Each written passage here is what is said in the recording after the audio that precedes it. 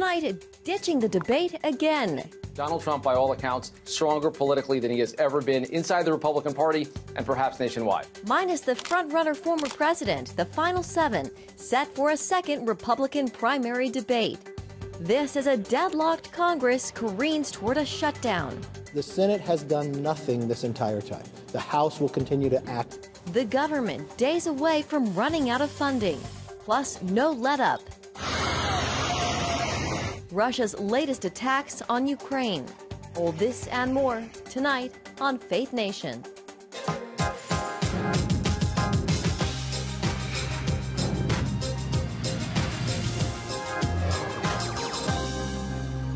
Republican presidential candidates set to spar in the spotlight to win votes. Good evening from Washington. I'm John Jessup. Welcome, Faith Nation. I'm Jenna Browder. 7 candidates, 3 moderators, 1 goal: appeal to American voters. Tonight, we're just a few hours away from the second GOP presidential primary debate. The 7 will take the stage in Simi Valley, California, but for the second time, a major player plans to bow out. CBN's Matt Galka joins us with what to watch out for. Matt, the one thing people tuning in won't be watching for sure, is former President Donald Trump, at least not in California. Yeah, John and Jenna, absolutely right. The former president will offer up his own counter-programming again, as 7 others try to separate themselves from the pack and position themselves as the alternative to Trump. Republican presidential hopefuls stop at the Reagan Library in Simi Valley, California for debate 2. 7 contenders are hoping to build momentum and at least make up some ground in the race. National polls have former President Donald Trump the far and away favorite to take the nomination. This debate is an opportunity for these candidates to boost their name ID, boost their donors and their support in these polls. Trump very much remains the front runner by a wide margin. So this debate is really important as they prepare also for the next debate, where they will need even more support. 4% of support and a larger amount of donors. Businessman Vivek Ramaswamy and former Trump official Nikki Haley used the first debate to boost their candidacies. Meanwhile, former Arkansas Governor Asa Hutchinson didn't make the cut for the second go-around. The field could thin out even more if the debate doesn't move the needle. Heard me say it many times. Wall Street didn't build the country. The middle class built the country. Unions built the middle class. That's a fact. So let's keep going. After President Joe Biden visited striking auto workers on the picket line in Michigan this week, Trump will opt to address auto workers in the same state instead of being on the debate stage. The visit highlights how important the Midwest could be to another White House run. Some candidates feel the former president should be on the debate stage instead, making his case to the whole country. I think he owes it to all the voters to show up, defend his record, articulate what he would do going forward, what he might do differently, and he's not willing to do that. Well, and I think the voters have a right to hear from all the candidates. Well, he's not been willing to step up and do it. Well, he should step up to the plate, and then we'll do it. It is getting hard for the others to break through. Donald Trump, by all accounts, stronger politically than he has ever been inside the Republican Party and perhaps nationwide. And only one candidate from the first debate has officially dropped out, Miami Mayor Francis Suarez. The third debate is scheduled for early November in Miami. Jenna? Matt, so the second debate hasn't even taken place yet, but some seem to already be looking to what happens next. Yeah, well, certainly you're already looking ahead to Miami, that first week of November. And the thing is, that will have a stricter threshold to make the stage. 4% national polling, 70,000 individual donors. So that could cut the field down even more. And will we see the former president up there? Trump reportedly has no plans right now to be on the stage, and his polling numbers suggest he doesn't need to be there. Guys? All right, CBN's Matt Galka, thank you so much for that report, Matt.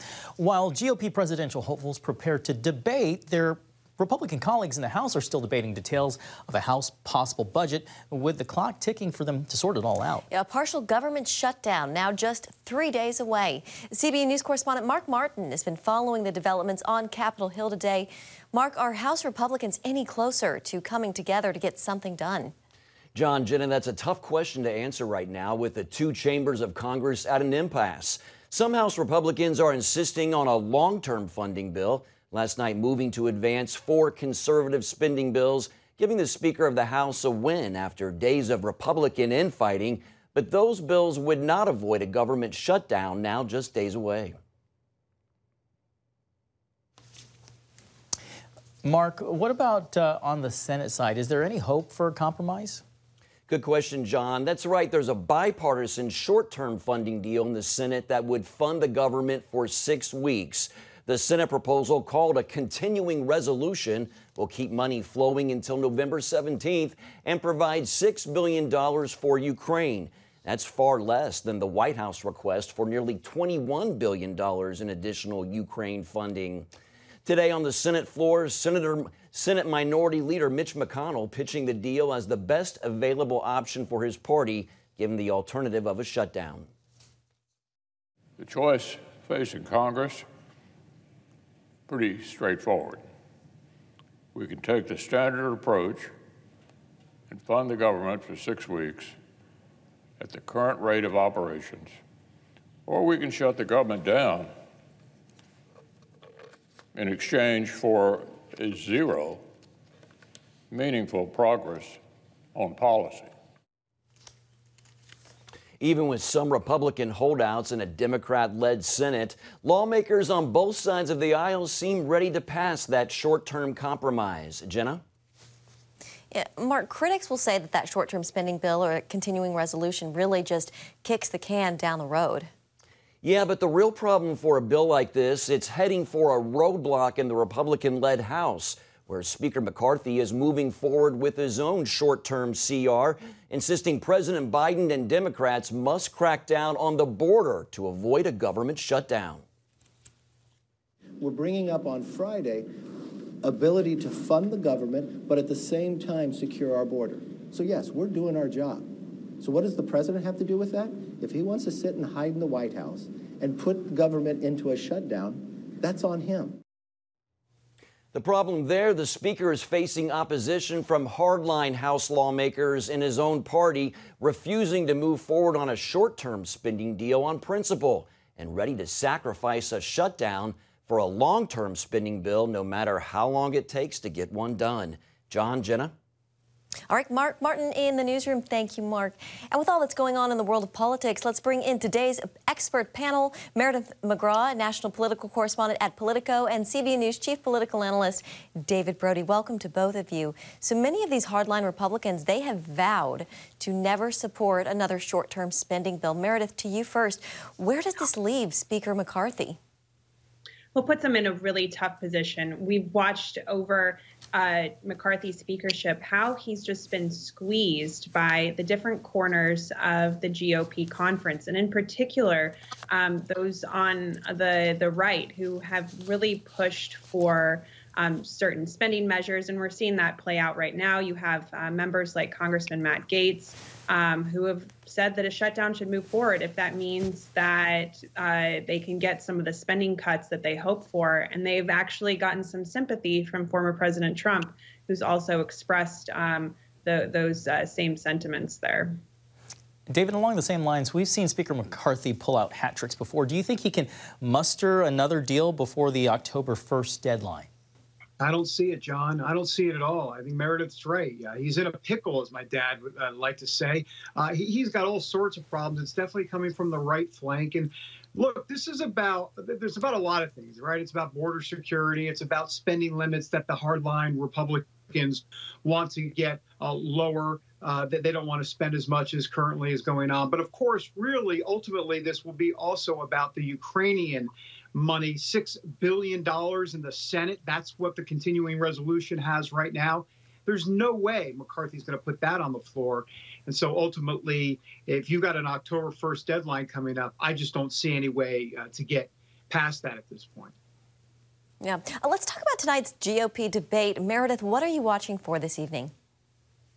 Well, time is of the essence here for these Republican candidates to really have a breakout moment. We saw in the first debate how Nikki Haley was really able to have a moment for her own when she talked about abortion, when she talked about foreign policy. Her team was able to boast a big boost in donations right after the debate, and some of the other candidates saw that as well. But for those on stage right now, it's looking like a race for second place with Donald Trump's dominance in the GOP polls. So they're really going to have to prove that they can shine here and that they can take on Donald Trump. And for a lot of them, what's riding on this is donations, money, funding, and whether or not their campaigns can actually move forward. They're really running out of time with some of these primaries just a few months away. Yeah, David, what are you watching for tonight? And for some candidates who maybe don't have a great night tonight, could this be the end of the road? Well, it could. Look, this is the wannabe debate. You know, I want to be in second place. I mean, you know, everybody's playing for second place at this point. And let's be clear, they're talking to the American public tonight. Sure, that's fine. But let's go wink, wink, okay, nod, nod. This is a debate for the donors out there, all right? This is all about the big honchos, the big guys and women that have money out there that are willing to back a candidate against Donald Trump. And so that's why I'm looking at Nikki Haley and Ron DeSantis. I'd be curious to see if they get kind of tangled up tonight, because Nikki Haley has made big strides against Ron DeSantis for that second place mantle, if you will. We'll also, of course, watch Vivek Ramaswamy. But I think that Nikki Haley-DeSantis dynamic tonight will be interesting to watch. Well, as Matt Galka reported earlier, Donald Trump will not be there tonight. Today, he was in Michigan, though, talking to union auto workers. And polls show Trump leading the GOP field by some 30 to 40 points, depending on which one you look at. David, it seems like in many respects, he's already pivoted towards a general election cycle.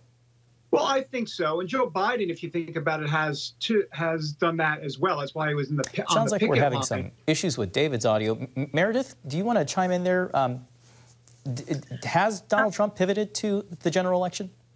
Yeah, I mean, his team has set this trip up to be a political split screen between the debate in California and then his visit in Michigan. But really, he's doing this to push back against Biden, to show that he thinks Michigan is in play there, especially with so many of the auto workers who have really been disappointed, who don't like the electric vehicle mandate that President Biden has put forward. So it's a split screen between Trump and those on the debate stage, but really this is about Trump and Biden in a lot of ways.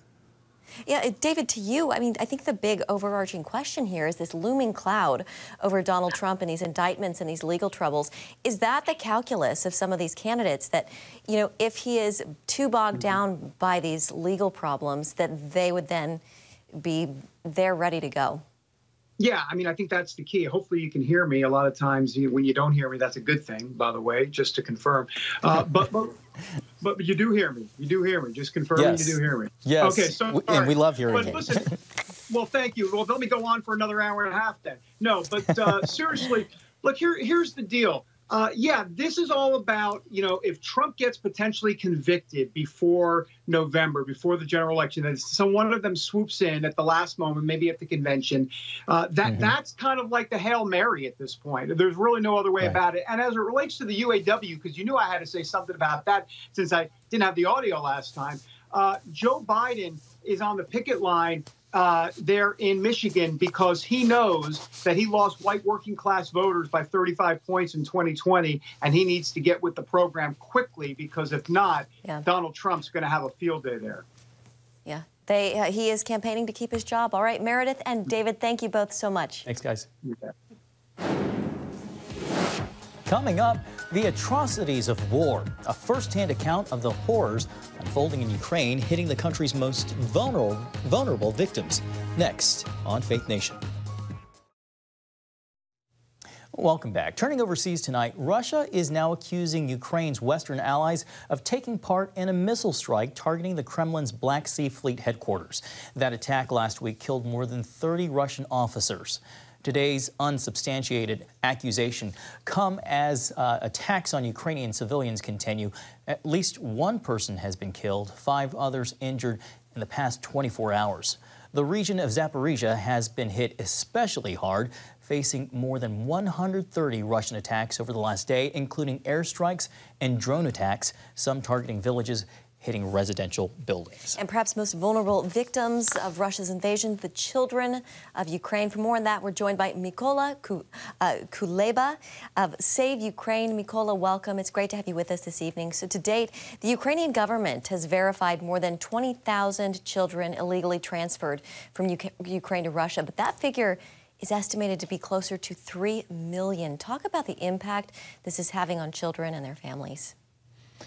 Thank you so much. It is horrible impact on next generations because it's hundreds of thousands of children who've been forcibly deported, and it is only 20,000 who've been identified as the deported children, but it's a huge abduction of kids.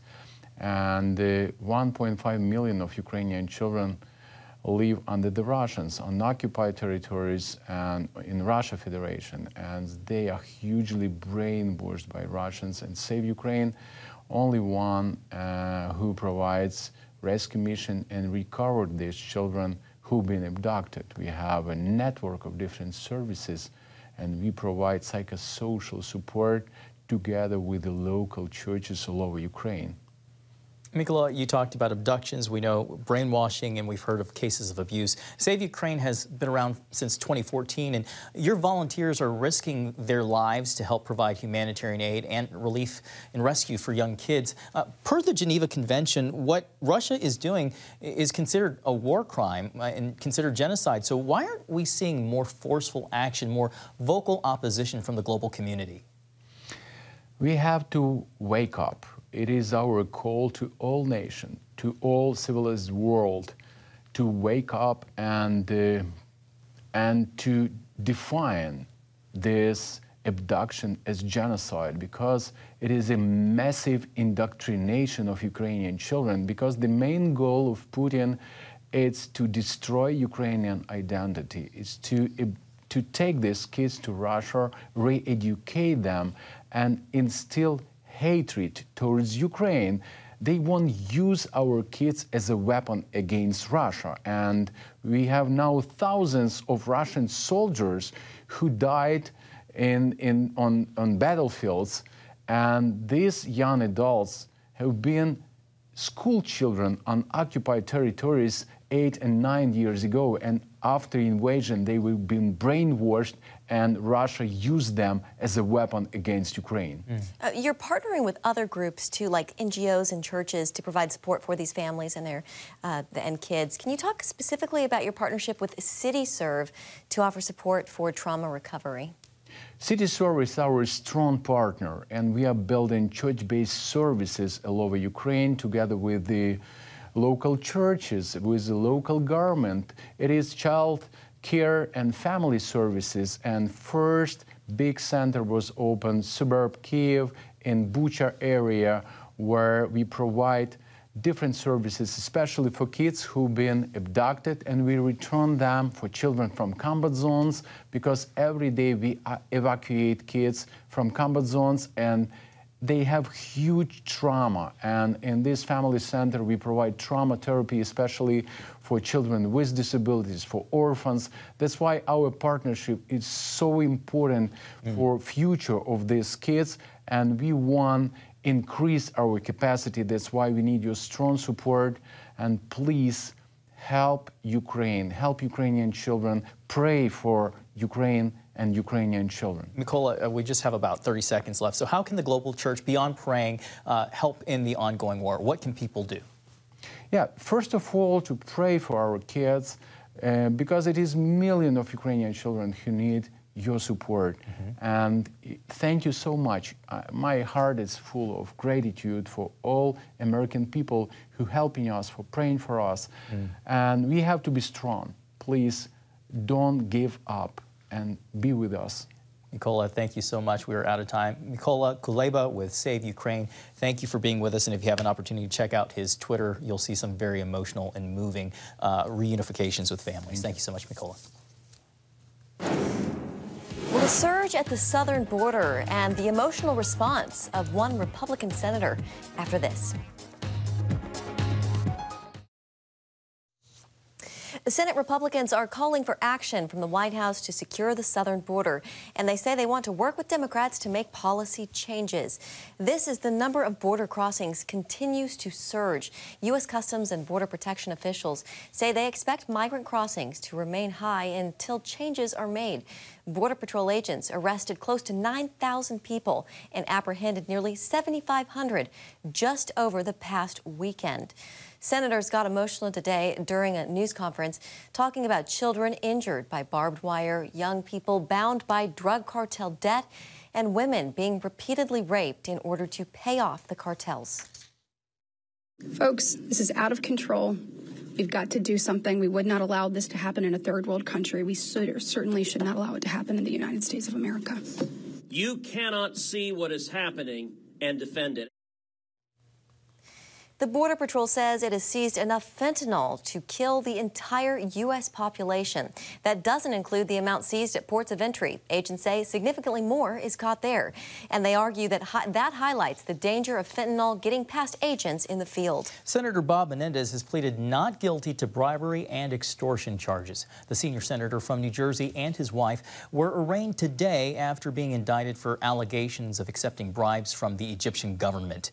Menendez maintains his innocence and remains defiant, ignoring calls of resignation from a growing chorus of Democratic senators, including Menendez's New Jersey colleague, Cory Booker. In a statement, Senator Booker said, quote, "Stepping down is not an admission of guilt, but an acknowledgement that holding public office often demands tremendous sacrifices at great personal cost. Senator Menendez has made these sacrifices in the past to serve, and in this case, he must do so again." Calling on God for the sake of their schools. When we come back, the annual event that brings students together in prayer. Finally tonight, united in prayer. This morning, students across America and the world gathered outside their schools to pray. The annual See You at the Poll event started back in Texas in 1990. Today, an estimated 1 million students in the United States and around the globe were expected to take part, including these students at Greenbrier Christian Academy in Chesapeake, Virginia, where rain, though, kept them inside this morning. Students meet annually to ask God to bless their schools, friends, their leaders, and their countries. See You at the Poll has led to the creation of Bible clubs, weekly prayer meetings, and other ministries on campuses where students have taken part, and good for them. Yeah, it's wonderful to see all of those images. Absolutely. All right, that's going to do it for Faith Nation. Have a great night.